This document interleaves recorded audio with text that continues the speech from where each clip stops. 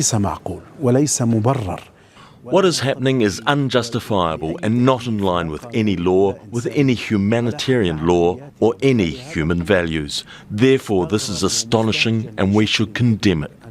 How can they target a tent where journalists were sheltering? Everybody knows who was in this tent. They are parts of the Al Jazeera family and they work from this tent.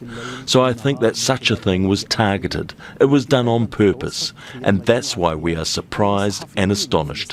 Why would you target our colleague Anas Al Sharif and his colleague, Mohammed, and other colleagues and the team that was with him? And before this, there was also a series of murdering journalists who were targeted and killed in different ways in different places while they were doing their job. So the question is, why are they also targeting the family members of the journalists? I personally had my family members, including my wife, my children, my cousins from both sides, all killed in the same attack. And why? We don't know. Nobody has an answer. Therefore, we are asking, what does Israel want from these consecutive and continuing attacks? We do not understand it, and it cannot be justified.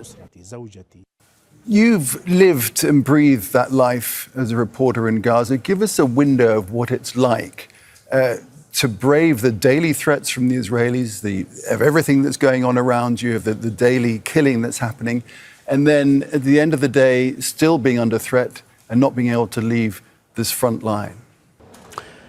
باختصار شديد الصحفي في قطاع غزة. I can say briefly that a journalist in Gaza is working in a minefield. It's like someone who would put his soul in his hand and just walk away. He knows that he could be the news, the breaking news at any moment. Or it could be his friend, his colleagues, or even his family members. Sometimes from the same media family. Or sometimes it's a friend, a neighbour, or any displaced person in the tents. The Palestinian journalist carries out his job on the street. They live on the street. They do not have a home. They do not have an office. They do not have logistical support. They do not have security or safety. And when possible, they shelter in a tent. So they carry out their work from the street, literally. For example, if they lose their mobiles or an electrical cable and want to replace it, they do so in extreme fear. They are scared of being targeted at any moment by the drones that are jamming the skies of the Gaza Strip. Those drones get so close, near tents where they work, where the journalists are trying to work, or to sometimes get some rest. The journalists also work while starving. They feel hungry. They cannot find water. They suffer from the same conditions as all the other people in Gaza. We were not able to recognise the bodies of many of our colleagues. We can't recognise them because they've lost half of their weight. And I have to mention here that it is 1,000 times more difficult now. These journalists spent time together with their neighbours and their colleagues, also trying to at least secure just a few grams of flour and a few litres of water. They also spend time trying to collect information and images so that they can broadcast them to the whole world. The international community does not know what is happening, the starvation, the killings, and that's why the journalists are targeted, because they thwart Israel's plan. Israel is bothered by the journalists, and that's why Israel doesn't allow foreign journalists in Gaza, despite all the pressure being exerted from different sides. It's such important and courageous work, isn't it? On this tragic day for journalism and indeed for our colleagues, how would you remember Anas and his team that have died so tragically? هو حقيقة هذه من أصعب الأمور. In fact, this is one of the most difficult things for a professional journalist as myself, remembering my colleagues. This is very difficult. This is very tough. As tough as remembering the loss of the loved ones, including the wife, the children, and our relatives who are part of our body and our hearts.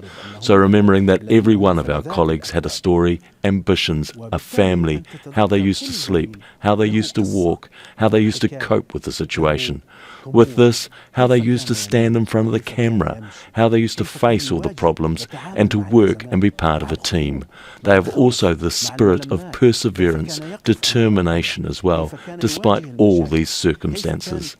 So you share a piece of bread with your colleagues. Maybe sometimes you share a place to sleep, some sheets to cover yourself, and you just wait for the worst to happen at any moment.